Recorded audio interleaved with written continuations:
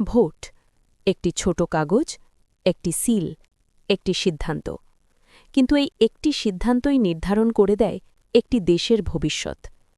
প্রশ্ন হল, বাংলাদেশের মানুষ কি সত্যিই বুঝে ভোট দেয়, নাকি ভোট দেয় অভ্যাসে, আবেগে, ভয়ে, না বোঝার কারণে? এই প্রশ্ন আজ নতুন নয়, কিন্তু সময়ের সঙ্গে সঙ্গে প্রশ্নটি আরও গুরুত্বপূর্ণ হয়ে উঠেছে। কারণ ভোট শুধু একটি অধিকার নয়, ভোট হল দায়িত্ব। আজকের এই ডকুমেন্টারিতে আমরা খুঁজে দেখব মানুষ কেন বুঝে ভোট দেয় না বলে অভিযোগ ওঠে, আবার কেন অনেকে বলেন মানুষ সব বোঝে, সুযোগ পেলে ঠিক সিদ্ধান্তই নেয়। ভোটের অর্থ কি শুধুই নির্বাচন? গণতন্ত্রে ভোট মানে শুধু একটি সরকার পরিবর্তন নয়। ভোট মানে আগামী ৫ বছরের নীতি নির্ধারণ, অর্থনীতির দিক নির্দেশ, শিক্ষা ও কর্মসংস্থানের ভবিষ্যৎ, আইনের শাসন, রাষ্ট্রের আন্তর্জাতিক অবস্থান। কিন্তু বাস্তবতা হল, অনেক ভোটারই ভোটকে দেখে এক দিনের ঘটনা হিসেবে, ৫ বছরের পরিণতি হিসেবে নয়। বাংলাদেশের ভোট সংস্কৃতির বাস্তব চিত্র। বাংলাদেশে ভোটকে ঘিরে আবেগ বরাবরই প্রবল। দলীয় আনুগত্য, পারিবারিক রাজনৈতিক ধারা, এলাকার প্রভাবশালী ব্যক্তির সিদ্ধান্ত, ধর্মীয় বা সামাজিক আবেগ, ভয় বা চাপ, এই বিষয়গুলো অনেক সময় ভোটের সিদ্ধান্তকে প্রভাবিত করে।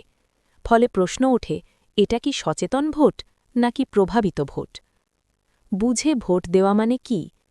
বুঝে ভোট দেওয়া মানে প্রার্থীর যোগ্যতা জানা, তার অতীত কাজের হিসাব করা, দলীয় ইশতেহার বোঝা, দেশ ও জনগণের জন্য কোন সিদ্ধান্ত ভালো তা বিশ্লেষণ করা। কিন্তু বাস্তবে কয়জন ভোটার ইশতেহার পড়ে, সংসদে প্রতিনিধির ভূমিকা জানে, ৫ বছর পর হিসাব যায়? এই প্রশ্নগুলোই আমাদের ভোট ব্যবস্থার দুর্বল জায়গা তুলে ধরে। আবেগ বনাম বাস্তবতা। বাংলাদেশের রাজনীতিতে আবেগ একটি শক্তিশালী উপাদান। আমার দল, আমাদের নেতা, ওরা আসলে দেশ শেষ হয়ে যাবে, এই ধরনের আবেগী বয়ান বহু সময় যুক্তিকে ঢেকে দেয়।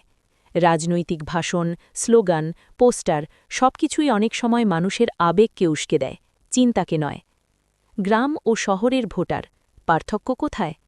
গ্রামের ভোটারদের ক্ষেত্রে স্থানীয় প্রভাব, ব্যক্তিগত সম্পর্ক, ত্রাণ বা সুযোগ সুবিধা, ভয় বা নির্ভরশীলতা। শহরের ভোটারদের ক্ষেত্রে সামাজিক যোগাযোগ মাধ্যমের প্রভাব, অপপ্রচার, অতিরঞ্জিত খবর, বিভ্রান্তিকর ভিডিও ও পোস্ট।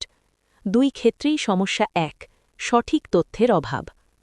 সোশ্যাল মিডিয়া সচেতনতা নাকি বিভ্রান্তি?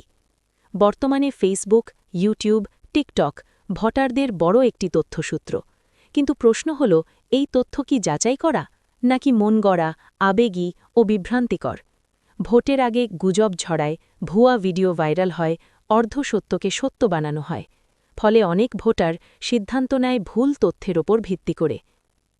মানুষ কি আসলেই না বুঝে ভোট দেয়? এই প্রশ্নের উত্তর একপাক্ষিক নয়। অনেকে বলেন মানুষ সব বোঝে, কিন্তু সুযোগ পায় না। অনেকে আবার বলেন মানুষ রাজনীতি বোঝার আগ্রহই রাখে না।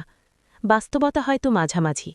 বাংলাদেশের মানুষ রাজনীতি বোঝে, কিন্তু সঠিক তথ্য পায় না, বিকল্প বেছে নেওয়ার সুযোগ পায় না, ভয় বা হতাশায় সিদ্ধান্ত বদলায়। তরুণ ভোটারদের ভূমিকা। বাংলাদেশের মোট ভোটারের বড় একটি অংশ তরুণ। তারা শিক্ষিত, ডিজিটাল, প্রশ্ন করতে চায়, পরিবর্তন চায়। কিন্তু অনেক তরুণ ভোট দিতে আগ্রহ হারায়। বলে, ভোট দিয়ে লাভ কি? এই ভোট বিমুখতা গণতন্ত্রের জন্য বড় হুমকি।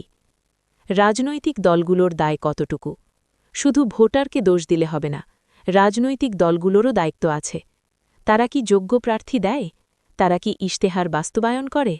তারা কি ভোটের পর জনগণের কাছে জবাবদিহি করে? যখন রাজনীতি হয় ক্ষমতাকেন্দ্রিক, তখন ভোটারও আগ্রহ হারায়। নির্বাচন ব্যবস্থার বিশ্বাসযোগ্যতা। ভোটার সচেতন হোক বা না হোক, যদি মানুষ বিশ্বাস না করে যে তার ভোটের মূল্য আছে, তাহলে সে বুঝে ভোট দেবে কেন? বিশ্বাসযোগ্য নির্বাচন ছাড়া সচেতন ভোটার তৈরি সম্ভব নয়। সমাধান কোথায়? বুঝে ভোট নিশ্চিত করতে দরকার রাজনৈতিক শিক্ষা, গণমাধ্যমের দায়িত্বশীল ভূমিকা, ভুয়া তথ্যের বিরুদ্ধে সচেতনতা, তরুণদের সম্পৃক্ততা, স্বচ্ছ ও গ্রহণযোগ্য নির্বাচন।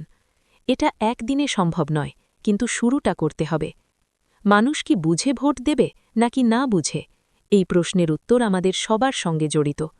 কারণ ভোটার শুধু ওরা নয়, ভোটার আমরা সবাই। যেদিন মানুষ ভয় নয়, আবেগ নয়, গুজব নয়, বরং বিবেক দিয়ে ভোট দেবে, সেদিনই গণতন্ত্র শক্তিশালী হবে। প্রশ্ন এখন একটাই, আমরা কি সেই দিনের জন্য প্রস্তুত?